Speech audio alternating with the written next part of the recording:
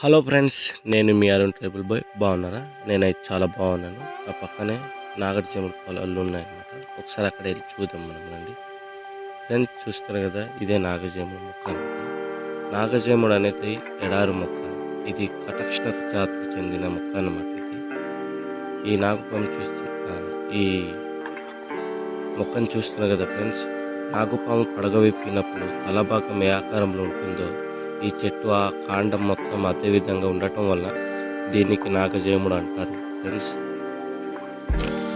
దీని కాండం ఆకు వంటి రూపం కలిగి ఉంటుంది. తక్కువ నీటితో ఎక్కువ కాలం బ్రతుకుతాయన్నమాట ఈ మొక్కలైతే. ప్రపంచంలో మొత్తం మీద ఎండిన, సారహీనమైన, నిర్జీవమైన ఎడారి వంటి అన్ని నెలల్లో పండుతాయి ఈ మొక్కలైతే. మా గిరిజన ప్రాంతంలో చాలా తక్కువ ఇవైతే. దీని కాయలు ఆకుపచ్చ రంగులో ఉండి బాగా మండిన తర్వాత గులాబీ రంగులో మారుతాయి పళ్ళైతే. ఈ పండులో విటమిన్ సి ఎక్కువగా ఉంటుంది.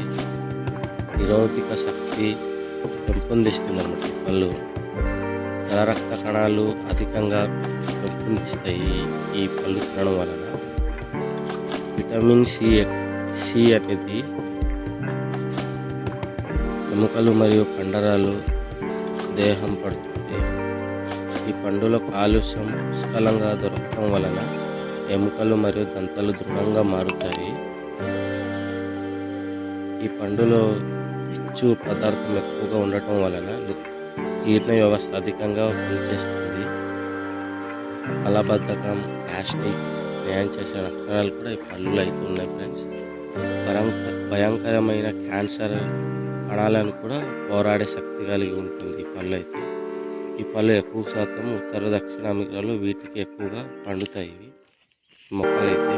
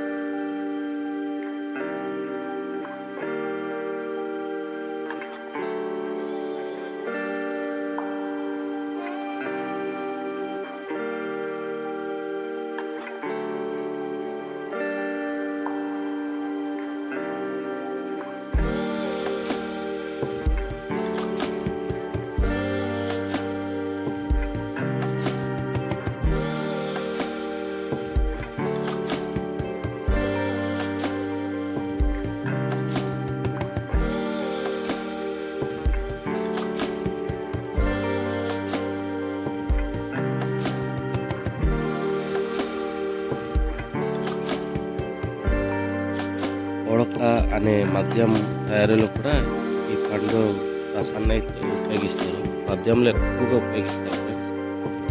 ఇది మద్యం సేవించడం వలన వచ్చే తలనొప్పి లాంటి డెంగ్యూని కూడా తగ్గిస్తుంది ఈ రసం అన్నమాట, పళ్ళు రసం. వాటి ఖండం నుంచి వచ్చే రసాయనిక మాస్కిల్ ఉపయోగం వస్తుంది. పండులోకి విత్తనాలు ఉండటం వలన కొద్దిగా జాగ్రత్తగా అయితే తినాలి. పండు లోపల మధ్యాహ్నం అయితే ఒక ముళ్ళని చూపించలేకపోతున్నాను. ఈ పండు ఎక్కువగా పండలేదు కదా. సరే ఫ్రెండ్స్, మరైనా ఇలాంటి ఇంట్రెస్ట్ అయిన వీడియోలు చూడాలంటే మన అరుణ్ ట్రైబల్ ఛానల్ని సబ్స్క్రైబ్ చేసుకోండి, అలాగే షేర్ చేయండి. ఇది జస్ట్ మీకు ఒక ఇన్ఫర్మేషన్ ఇద్దామనేసి ఈ వీడియో చేస్తాను ఫ్రెండ్స్. ఖచ్చితంగా లైక్ చేయండి, అలాగే షేర్ చేయండి. Thank you.